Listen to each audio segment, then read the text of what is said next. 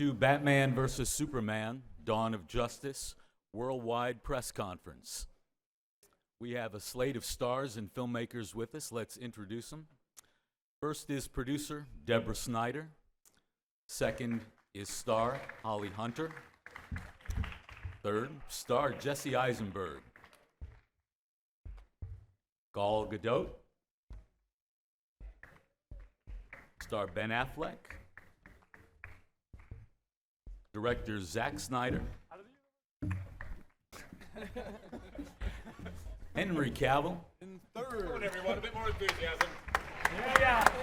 Amy Adams. I know it's early. Lawrence Fishburne. Diane Lane. And producer Charles Rowe. Right.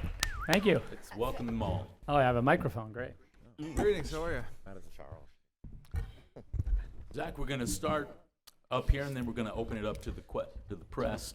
You are known as a director who is unafraid of big projects. I remember they said Watchmen was a film that couldn't be made. Was this at all intimidating? What drew you into this? Weirdly, I think that if we had not evolved the project the way we did, it would have been a little bit more intimidating. If, for instance, someone just come up to me and said, "Hey, do you want to do a movie where Batman fights Superman?" I would have been like, "Yo, okay." Ease back a little bit.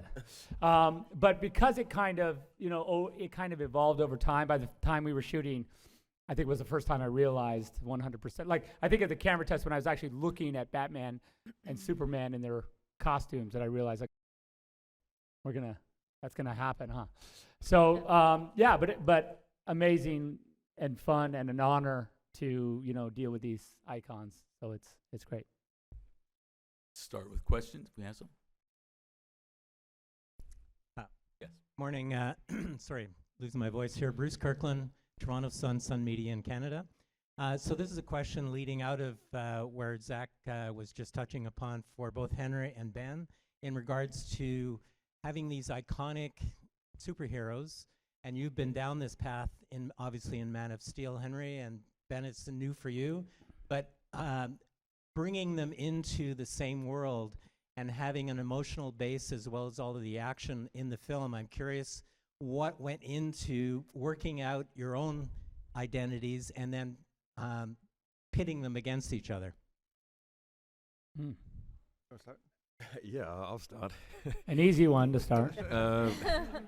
What went into it? Again, as I always say, it's going to the source material. There's an awful lot of psychology in Superman because it's the one way you can find to crack the shell. And when it comes to playing the character, especially in this movie where we still see the growth of Superman before seeing the finished product of what we know and love from the character in the comic books, it was just delving into the psychology and the weaknesses therein and playing with the relationship between him and Lois and him and Martha, and then, of course, the conflict he has when facing the likes of Batman. Yeah, for me, there was really enough material in the screenplay that Chris Terrio wrote, and with Zach's direction, there was plenty for me to grab onto and to help use my imagination to try to build this character. As you were, Scott was just saying, it's certainly daunting because of the people who have played this character before and the great filmmakers.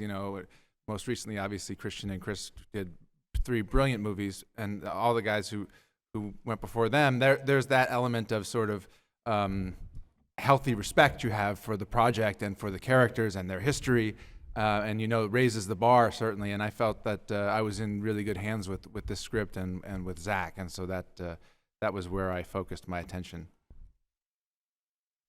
Hi guys, to your left, over here, I'm David from Israel. I wonder if you can comment about working with our national pride and joy sitting to your left, Mr. Affleck, Mr. Cavill. I was a tremendous treat. Yeah. She's the best.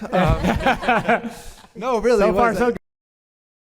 But Gal did such a great, amazing job and made all the scenes that I was in with her better, made me better, and she's my favorite part of the movie when she shows up, and I don't give anything away, but she helps me out. Lots of money to say that. And she's a terrific actress, and I think Wonder Woman is going to be very good. And I just, this is a lot of fun. I'm excited to keep working with her. It's tough to sound genuine by just repeating that, but it's true. Gal, Ditto is a cool answer. Yeah, ditto. Gal cuts a fine figure as Wonder Woman. She brings something particular, something statuesque, something otherworldly to the character, and it's remarkable to see. You're welcome. Hi, I'm Jeffrey Taylor with Movies.com and Fandango. I've got a question that actually applies to several of you. The question is this: I'm a fan, a big fan, and I deal with a lot of fans who can be sometimes irrational, and sometimes when somebody gets cast. Wait, what? Wait, what? Sometimes fans can be a little bit irrational Wow. when a casting announcement is made and it's not what they expected. And I'm wondering how you might deal with that when you do hear something like that from fans, either on social media or any other place. And I guess this would apply to Ben. Jesse, Gal, Ben, in some ways Amy, and in some ways Lawrence from what I've read. Yeah. Thank you. Everybody Thank you very loves much. Clearly, this is Superman. Yeah, I cast Henry first, so then they were like, and then after that they're like, what does he do? He's lost his mind. Yeah, it's certainly strange and unnerving to be criticized for a part you haven't yet been able to screw up. But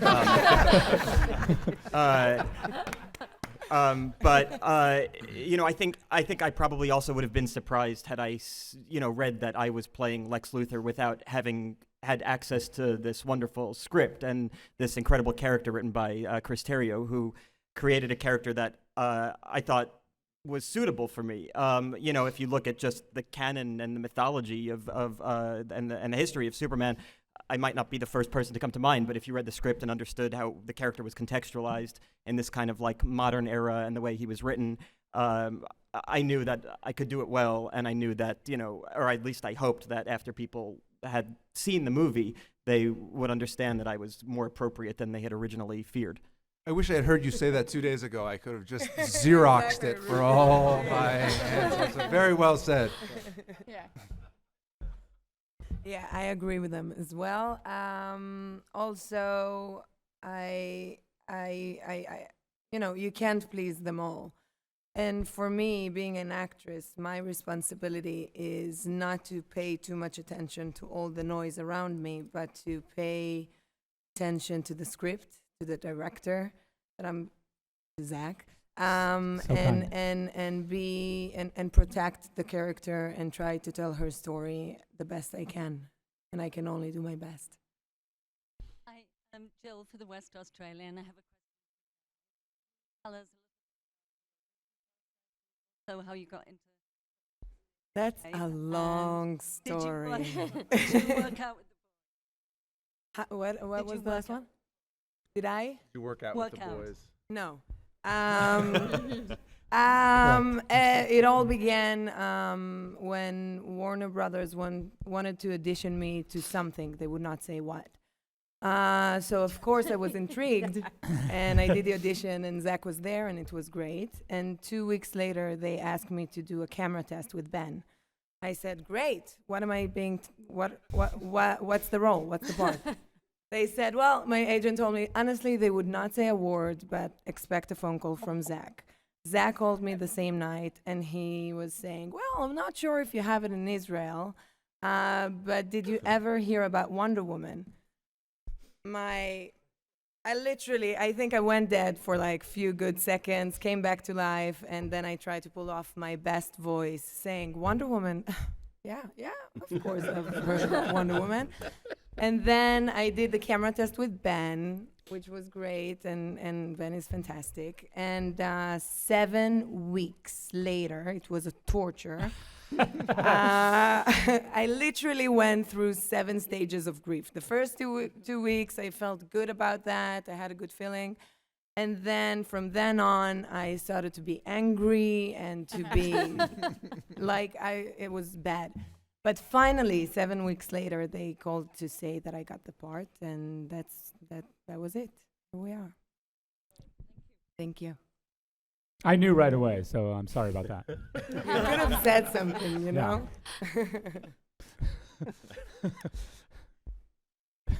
Okay. Hi, kinda Lindsay true. Barr, AP. This is for Zack Snyder and Deborah. How critical is this movie, or can you just talk about the importance of this movie to launching this sort of expanded universe and expanded franchise of DC movies? Again, I think the thing that's interesting about the process with this movie and sort of the way it's evolved is that, you know, the idea of having Batman fight Superman, Is ridiculous. it's ridiculous. So that's why we made a movie. Is not only ridiculous, but also once we had committed to that ridiculous idea, it was then only that we were like, okay, so that implies that a universe exists where Batman and Superman exist together, which was a weird. I know it seems like obvious in the comic book world, but had not existed really in the movies. So, though it seems like an obvious notion if you're, you know, just sort of casually like, oh well, Batman and Superman, of course they're both comic book heroes, so yeah, they're like down the street from each other, right? Like they bump into each other all the time. That's maybe why they're mad. But so once that sort of idea had taken root and existed as reality, it was then only that we were like, well, I am and have been obsessed with the Trinity and really wanted to see the Trinity, that being Batman, Superman, and Wonder Woman, in a single moment. And that was a thing that I was really interested in trying to get into this movie. Not that I didn't have enough to deal with already, but I thought that would be a cool thing to see. And those conversations are really what led to this Dawn of Justice kind of subheading for the film. And that we could now begin to talk about or have conversations about the fact that the Justice League and or the DC universe now could evolve from this. And we had, you know, I feel like frankly we had just, you know, it's a difficult notion, especially at a studio like this that's really filmmaker driven and sort of project to project. You know, it's a difficult notion to say, oh, okay, well, you're making a movie, but it's actually connected to that guy's movie and connected to that guy's movie, and it's all going to be a great, big, fun sandbox, and we're all going to play nice in it, which is a great thing, but it's a difficult thing to just make appear. And I think that's what the luck and sort of serendipitous nature of this movie that's allowed the worlds now to kind of coalesce. And I don't think it became a plan, and it's becoming a thing, but it was only in its infancy that we realized, yeah, oh my gosh, this can be a thing. Yeah, and at the same time, I think we wanted to set up and introduce these characters, but we also had a really rich story to tell. So it was a careful balance about telling the story, the Batman and Superman story, and giving a little hint and a tease to the story of Justice League that's yet to come. We have a question on the left here. Question for Charles. I'm right down here. Can you talk a little about being the overseer of bringing the DC universe to the screen? How hands-on you have to be? Does it make you the Warner Brothers version of Kevin Feige, for example? Well, I think it's a team of us. The team is obviously Debbie, Zach, myself. Jeff Johns is part of it. The interesting and fun, it's a very interesting challenge, and but it's also a lot of fun because even when we were making films that might have sequel possibilities, we never really in the past, even like with The Dark Knight, we never really thought about what exactly is the next movie going to be. In fact, you know, when we went from Batman Begins to The Dark Knight, we didn't even, because we ended the Batman Begins with the Joker, we thought, okay, we'll probably should do the Joker on the next one, but we never really had a story or anything. Here, we're constantly thinking in the future, not only how to make each individual film stand on its own, be compelling, be fun, be thought-provoking, have great characters, but we're also thinking way down the road about how these things are going to interconnect and make sense, and also leave room for other great filmmakers to be involved and to make sure that while we want to get to a certain place, we don't stay too rigid and too fixed on exactly the methodology of how we get there. We have to leave room for the creative process to allow it to evolve.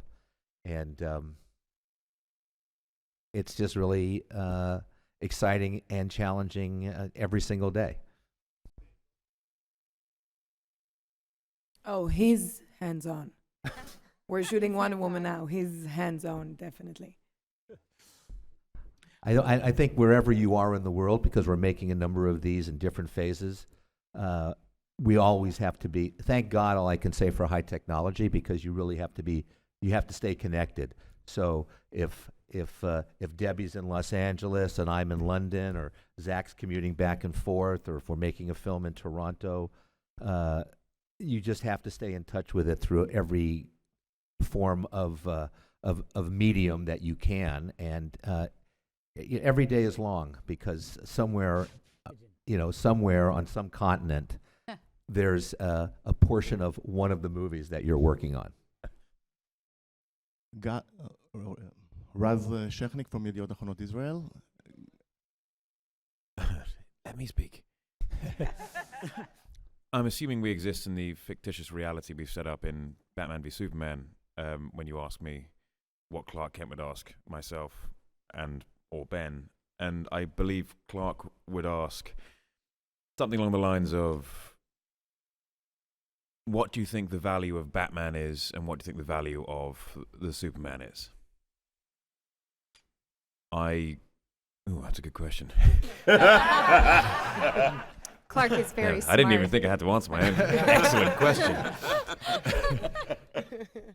In the fictitious reality, it's explained very clearly in the movie, and I agree with it. Nice. Touché. Raz from Israel, Yediot Achronot. Gal, it's a question for Gal.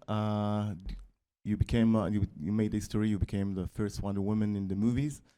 Do you often think for yourself, like me, Gal Gadot, from small Rosh Ain, from Israel, made it big?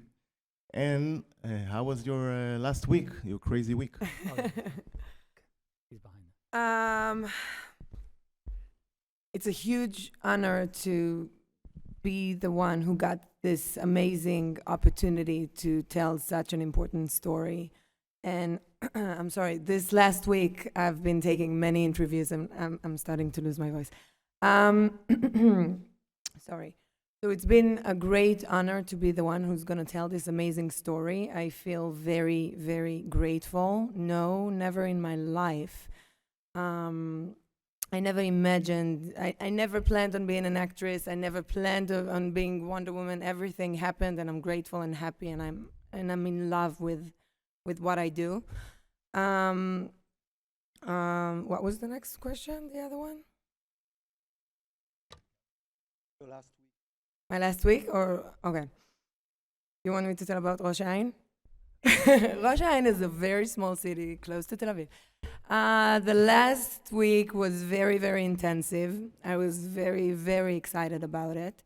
I had many talk shows. I reunite with the people that I love, that I've been working on this magnificent movie. I hope you all enjoyed it, by the way. You better. We worked hard. And it's great, and I'm happy to be here. And it's happening, and I'm kind of still in denial. I'm so busy working that I have absolutely no time to sit down and relax and enjoy the ride. I'm enjoying everything, but I think that it'll take me some time until I really understand what's going on. Ollie, you've been quiet over there. What's it like to have a character written into the DC universe? That character was specifically written for you. Oh, well, I guess that's kind of liberating, in comparison with everybody else on this panel. But it was lovely to kind of have a character who was in the midst of this mayhem of the story, and kind of bring some sense and sensibility to the proceedings, and be dealing with a character as combustible as Lex, and especially as Jesse's Lex is, as as volatile and complicated and emotional as he is, it was really a fun ride to take with him and kind of negotiate the waters of staying incredibly open and curious to what his point of view was. And then as knowledge accumulates to arrive at a decision that I felt was rational and reasonable. Lawrence and Diane, you are a veteran of the superhero genre. Was this a different experience? What's it like to enter a world that big where you're combining that many heroes? Well, you just don't think the stakes can get higher, and then suddenly you find out they can. I mean, it's definitely thrilling to witness the film and the final product and see my thread in the tapestry and how it reverberates throughout the story. Also, selfishly, it was very lovely to, on both films, be the commencement of this huge production. You know, Martha provides a gentle beginning, I would think, comparative to where we're headed. So it's nice to break in the crew and have the first day of school all together. So. And Lawrence, what's it like to be an editor? Do you get to take on the press, take us down? Oh, I don't know anything about that. I just learn my lines and set them. I just, I'm really more of a fan. I'm a comic book reader and a collector and have been since I was a kid. And really, for me, this movie it's a movie I've been waiting to see for 35 years. I can't even believe I'm in the movie, I believe we have a question here. Hi, my name is Jamie Broadnax. My outlet is Black Girl Nerds. My readers are very excited that I'm here because I have a website that's about empowering women and women of color. So yes, this question is for Gal. They're like, interview Wonder Woman. So I wanted to ask you, Gal, first of all, did you watch any of the Linda Carter series, Wonder Woman, growing up when you were researching this role?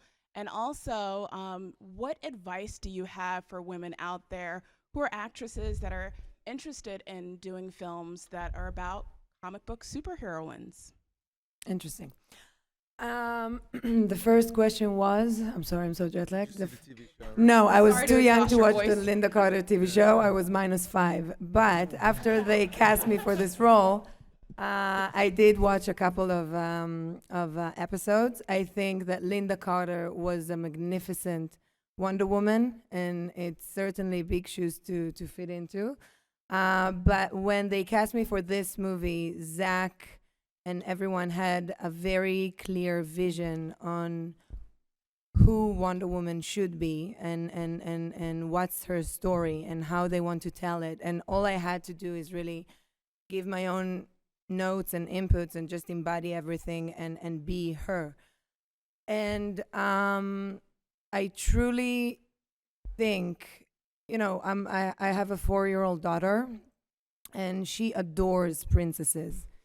At the same time, she would tell me, the princess, she's so weak, she falls asleep, the prince will come and save her and kiss her, and he's the hero. So I'm so happy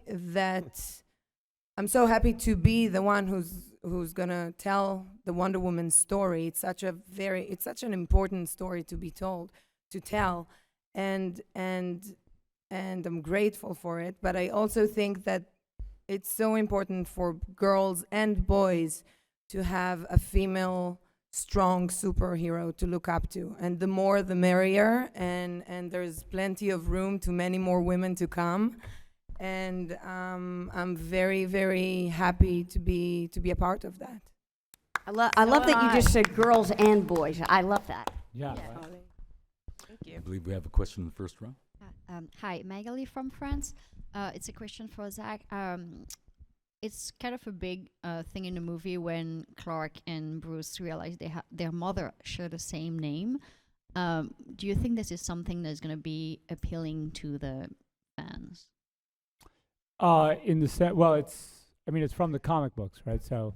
But it's a very important thing it for is them important. bonding around that. I feel like when we were talking about that whole aspect of the movie and just what is the thing that humanizes Superman for Batman. It seemed really interesting to us to kind of think about it in those terms, in that, he's basically now looking at someone with a mother, and that's different. He becomes different in that moment, and to Batman, the idea that this, what he would consider an alien, what he would consider sort of this otherworldly creature that could care less about humanity, that he could bring himself to a certain emotional place with, that would be normally difficult for Batman even to get to. That he had gotten and whipped himself into enough of a fervor that he had achieved a thing that maybe was even particularly difficult for him. But then to sort of now see that guy, look in a mirror, that was the idea. And fans, I don't know how they'll feel about it. I'll tell you how fans will feel about it. I forgot that that their mothers had the same name.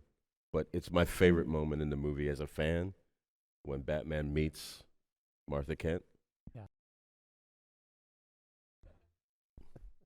There you go. Sure. Can I also add one little tidbit of joy?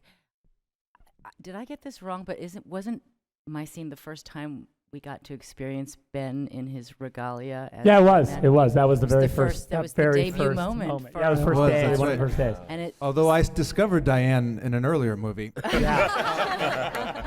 Where Superman's mom and I had a different kind of relationship. Thank you, Ben. No offense, Henry. Stop reminding me. It's a very complex fabric. Hello, hi. We're from Japan, and first, I would like to ask, first Zach, why did you cast Tao, in this film? I'm a Japanese actress. Tao, Oh, Tao, yeah. Tao in the Yeah. movie, and also, for Ben and Henry and Jesse, how was it working with Tao? Can you? The reason I cast Tao was because first we had this character in the script, and really, I had seen Wolverine and thought that she was amazing in the movie, and was like, well, who is that? And she came in, and I met with her, and she did an audition that was amazing, and I just was like, we need to get this woman in the movie if it's possible. And I think since then she was an amazing honor and joy to work with on set, and just cool, and yeah, she's great. Yeah, I thought she was great and fun and very smart and great actress. We had a good time. I really didn't get much of a chance to interact. We had one scene which we were in the same room for, because when we shot that scene, I had no interaction with her for the Lex Luthor party, the charity gig. But in Congress, I saw her across the room, and she looked marvelous from across the room. Oh yeah, I loved working with her. I think we probably make a maybe possibly unintentionally comedic pair. She plays my assistant, although from like an aesthetic perspective, we should probably switch places. And she has a really unusual and great sense of humor, which you wouldn't expect because you wouldn't think that she would need to. Amy, are you beginning to feel like a Superman veteran? Does this get easier? Do you get used to it? Is there certain language you need to adopt when you're playing a superhero character, or the love interest of a superhero character? No. You never really get used to it. The scale of it's always really impressive, and every time I walk on set, I'm completely blown away. And what has been so nice is getting to know everybody over the course of years, and getting to bring these relationships we've all, established over the course of working together, and then doing stuff like this, and getting to use that in the film, and kind of we grow as the characters grow, and so it's been a real joy to just get to come back, all these lovely folks again, and all of the new ones that I just am absolutely in love with. So, yeah. She just has to dial up her moxie, I guess. That's the. I have to dial down the Yeah, that is true. I believe you have a question here. Hi, folks. Ed Simkus, Gatehouse Media in Boston. I'm a DC Comics fan from the 1950s, and when I first heard the title of this movie, I said, come on, Superman could beat the tar out of Batman. Correct. Correct. Now, Henry and Ben, could you give me your immediate reactions when you first heard the title of this? Did you think it was ridiculous, and how did you come around to accepting it? And also for Zach, was this movie ever going to be called Superman v. Batman? Who wants to start? You want me to go first? Sure. It's funny because, like, honestly, Batman v Superman, for me, from a philosophical, and it's the only way I can think about things, because I'm so philosophical, obviously, is that, I wanted to put the man, like the human, in the God-human relationship first.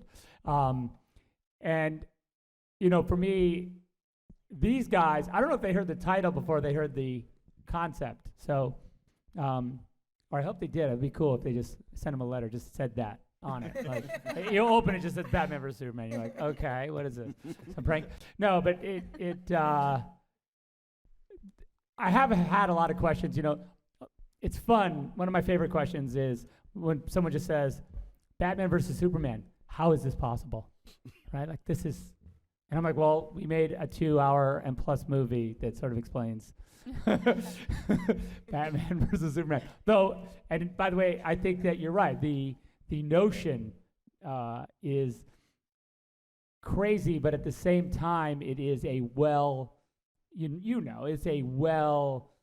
the road is well established that leads to Batman versus Superman, and them being pitted against each other in the comic books is not a thing we made up. It's a trope The that Dark we all Knight accept. Returns was something that was obviously, had that set that precedent before the Frank Miller book. So, having seen that, I was already tuned into what it could be and hoping that was the sort of angle that Zach was taking. And he had the little sculpture up from that in his office, and I thought, this guy's definitely on the right track.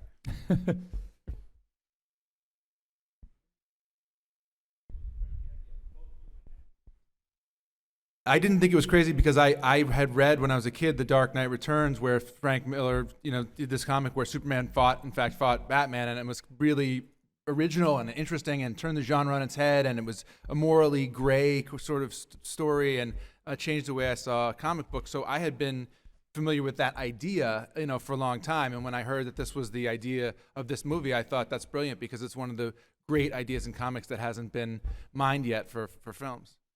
I agree with Ben on that one. I knew the comic book, especially the Frank Miller one, and also the relationship in the comic books between Batman and Superman. And the idea was nothing but exciting because we're opening up the cinematic universe for all of DC. I believe we have a question in the front row. Steve from Collider. There's a question actually for everyone. I'm curious if you guys have a day or two or a sequence from the film that you'll always remember, when you think back on the making of the film. I think I shared mine as far as the reveal of Batman and Ben in the role and how fabulous he is. So that's the new information. It was a very unnerving day. It's true. The first day wearing the suit and being on camera, you think, well, here it is. I'm really doing this. And it was very nice to have Diane there, friendly face and a great actress. And she kind of looked at me like, yeah, it's going to be okay. And I appreciated that, Diane, if I haven't told you before. For me, it's tough to say while shooting because I was in a green room at the time, but certainly I feel like I felt it after having watched the movie, but the third act for me in particular resonated, and it was probably while watching the movie where I felt the most and got to step outside of the actor and was part of the audience. I'm going to go with the bathtub scene. I'm just kidding. Oh, yeah, I'm that just too, kidding. sorry. I'm just kidding. I'm just kidding. Trying to lighten it up. No, that was actually horrible. Just trying to protect my modesty in unflattering garments while the demigod stood above me with his shirt off. I was like low self-esteem for 2 weeks after that. But so You look fine in it. It's true. I really was like, I'm hideous. Please. Anyway, She's not. Uh, And wasn't. It was actually there's a lot of great. I had so much fun on this film, and I love working with Henry so much, and really getting to come back to that relationship in a richer way was really awesome. But there's a moment in the third act with Diane actually that became one of my favorite moments. It's just a quiet moment between two women. Just like as an actress, I like quiet moments. Over here, Sandra Varner syndicated this right back here. This movie, Batman and Superman have dual roles: regular people, superheroes, and it's a debate between power versus will. Do you think that your characters are more willful than powerful? And when you have to lose yourself into these huge characters, what helps you get there faster? Your little boy hero complex or your adult male hero complex? Need a sofa for that one. I have too many complexes to sort through. I just pick any of them will do, really.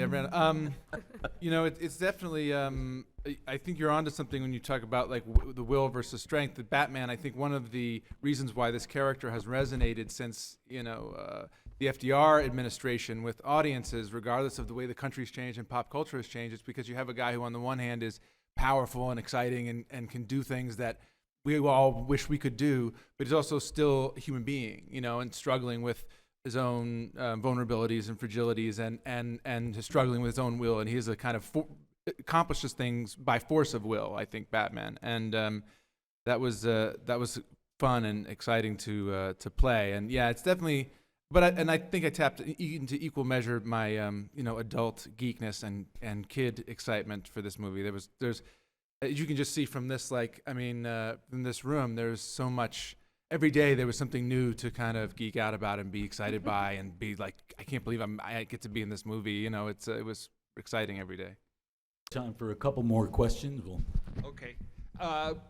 Ben, here's Stephen Shaver here of Boston Herald. When you were growing up as a boy in Boston, did you think about Batman very much?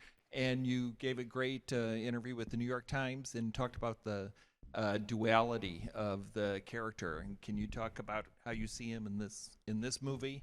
And Henry, similarly, Superman seems to go through a big change here. If you could talk about that.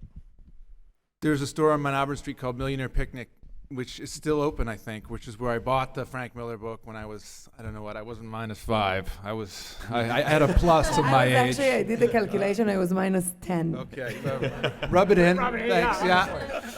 I was old enough to be wandering around the city by myself, apparently, so that separates us.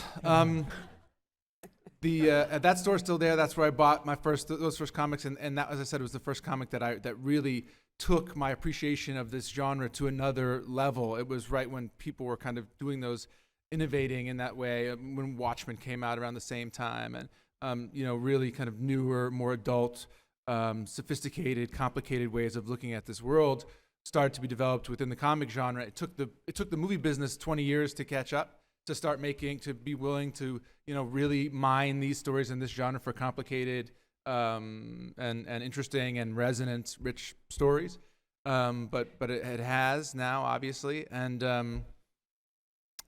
yes, that's where it was. I can't remember what else. That's where I bought them.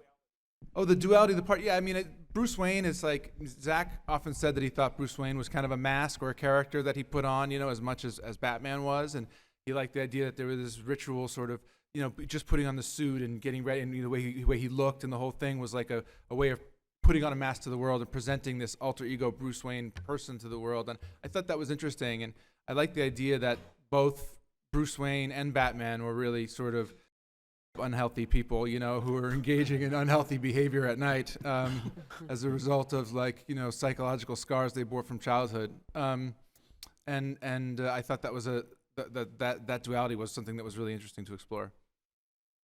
For me, this felt very much like the development of Superman, of the character who we know and love in the comic books. We're still not there yet. We are looking at the guy growing up.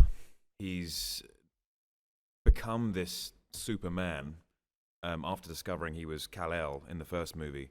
and now he's facing off against his second guy, and it's a tough outing for him because it's against a psychological enemy as opposed to a physical enemy like Zod was. And we see him make mistakes, and we see him grow through those mistakes and learn from them. We have time for one more question. It's going to come from the back. Oh, I'm sorry. Chris Richburg, EUR Web. Mr. Snyder, this is actually a two-part question. Mr. Snyder, Mrs. Snyder, this movie deals with a lot of heavy themes. You definitely have consequences, the consequences of consequences, God versus man, and the overall theme of family.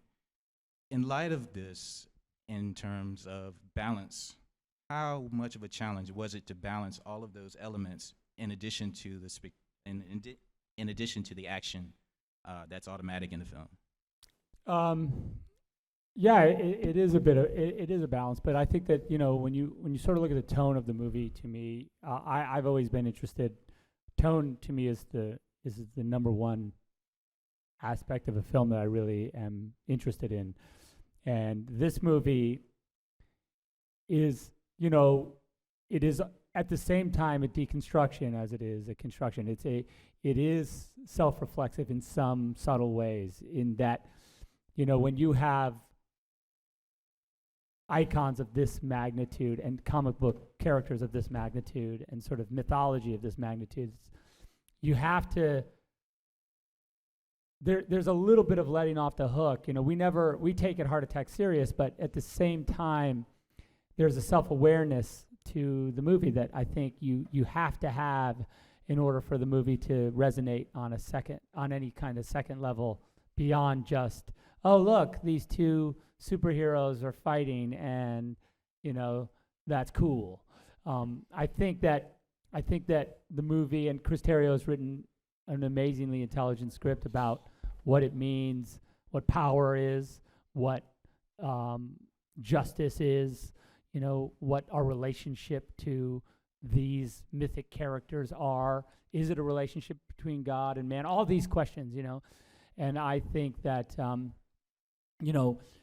to me that's the balance, more than the balance between action and drama, and that's natural to the story. You run into conflict, but to me it really, this movie is fun because I got to have fun with these characters to tell maybe a slightly bigger story than just Batman versus Superman, though I am satisfied.